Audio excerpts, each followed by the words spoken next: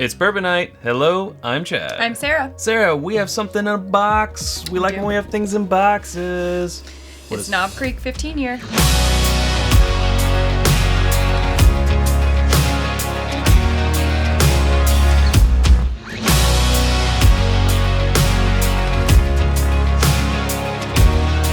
Can't drink if it's in the box.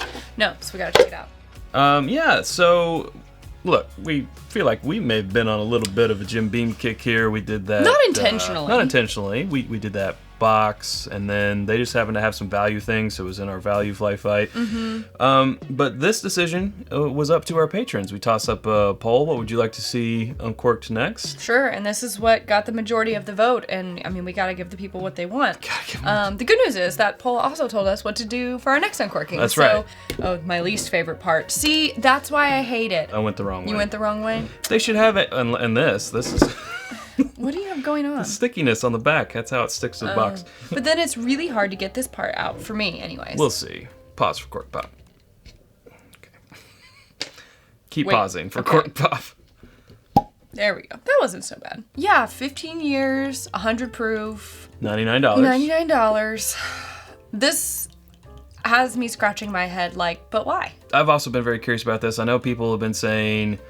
I would never pay this when you can get a 120 proof single barrel pick at 14 or 15 years for $50? 45, $50. So that's the argument. And also when you can get the Knob Creek small batch and the 9-year age statement is coming back to that. So like, yeah, I mean, but 9 years is still a great age statement for a product, and that's going to be way more affordable even at the same proof. So it's like, right, that's going to be how do you argue the $100? $25 for the 100 proof small batch 9 years. So yeah, this is 6 years older, but is it worth $100? $75 more dollars. Well, it's not like this is going to be a regular always on the shelf. Like you can get the 9 year for $25, or you can get the 15 year for $100. This is like a limited offering.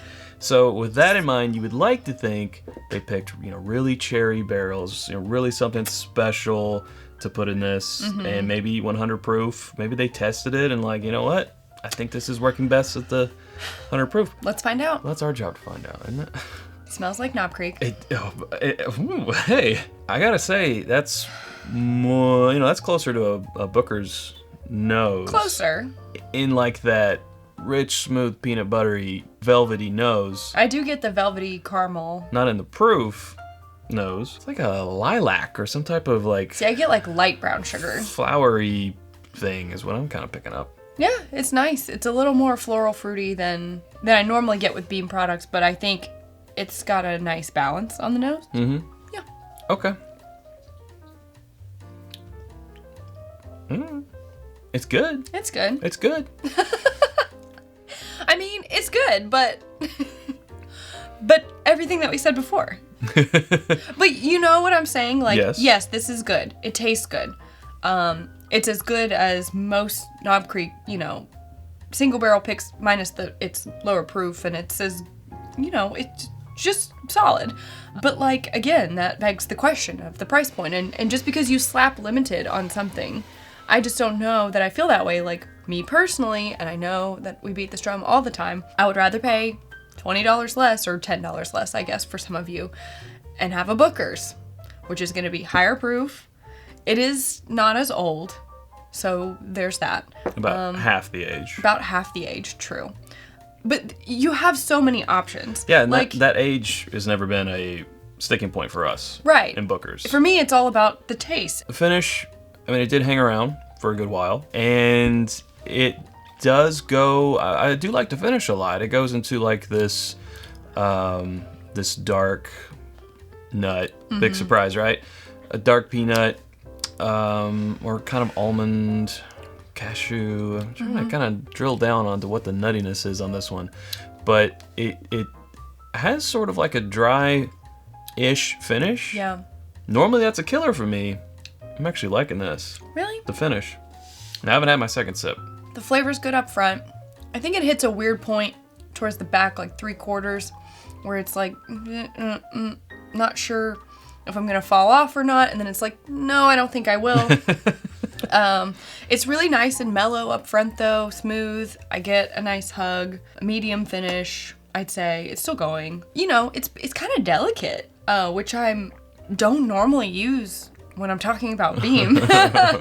Right. It's, I think that's the age, though. I think that is. I think it's more nuanced than, I think it's the balance of that age at this proof. Yeah. That it's allowed it to open up to a level where you're getting more unusual Beam flavors, like a little bit of floral. Mm-hmm. That mellowy softness. I don't know.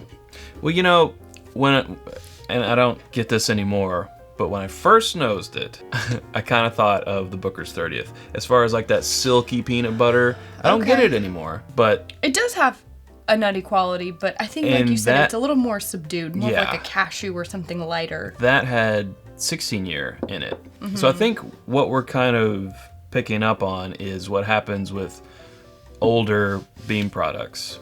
You know, it's the stuff that was mixed into the Booker's 30th, and that I think that's what happens to their profile when it gets this age.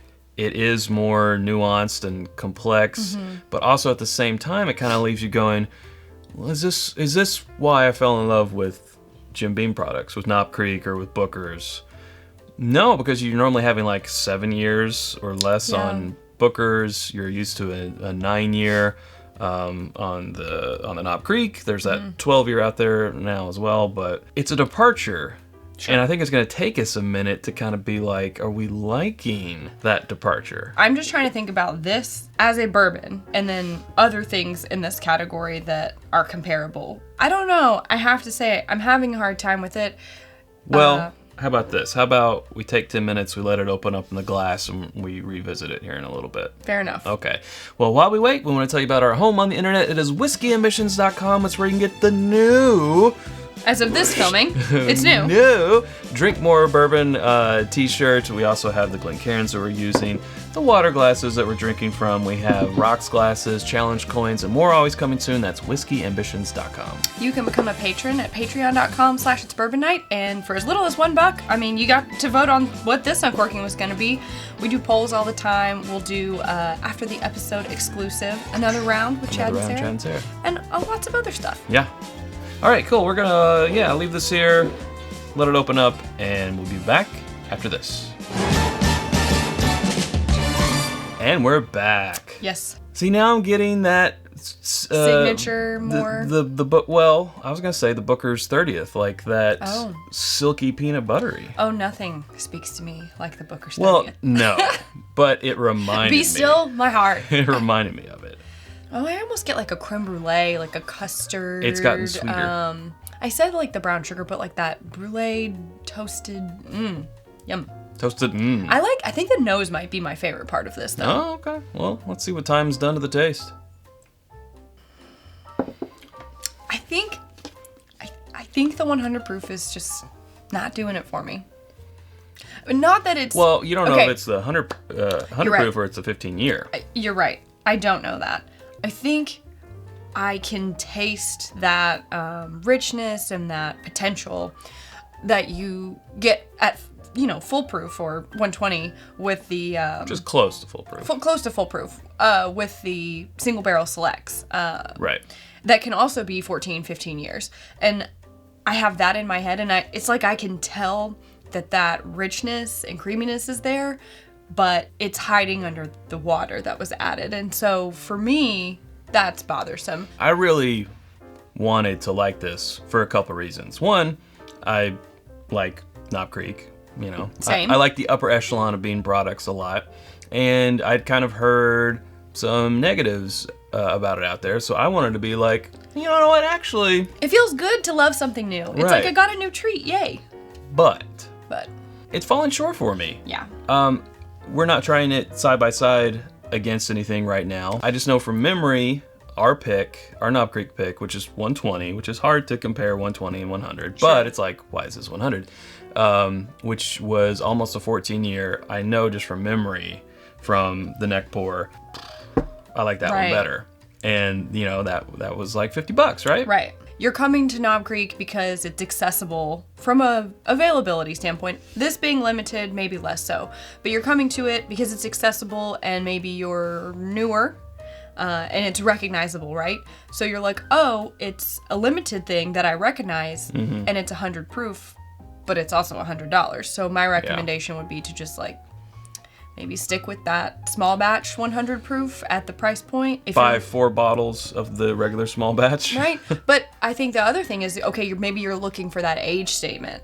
Well, then you can go, I would just do the single barrel. Find a local A lot of people single barrel. Probably have never tried a 15-year age-stated bourbon, right? There's not a whole lot of those out there on the shelves right now.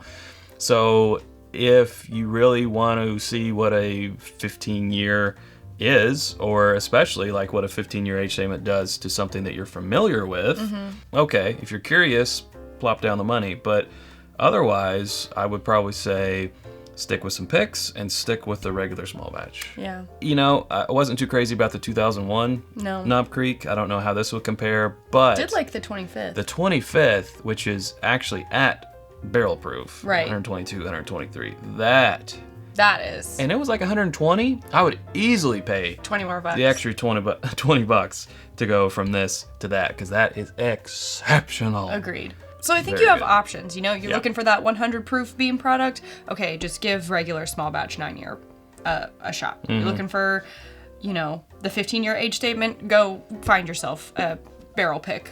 Looking for upper echelon, as you said. Yeah. Beam product, go with a great batch of Bookers. So this is fine. I think if you try it, you're not going to be sad that you tried it. You're not going to be like, ooh, gross. Right. It's not ooh, gross or anything. No, it's good. It's just really hard when we know we have these options. It's hard to defend this one. I think this might sum it up. Knob Creek is a great value, from their small batch to their, even just their regular non-pick single barrel at 120 proof. Are great values, and this takes away the value. Agreed. Which I think is one of the things that's so appealing about Knob Creek. Yeah. So there you have it. It's a pass. It's gonna be a pass. Yeah, but glad that we tried it, and now we know. And we can share our opinion. Yep. Yeah. All right. Well, that'll do it. If you haven't subscribed to us already, we would love to have you. You can click right up here. There are suggestions of other videos you can watch right down here. We hope to see you over there in those. Thanks, Sarah. Thanks, Chad. Okay, until next time, drink more bourbon.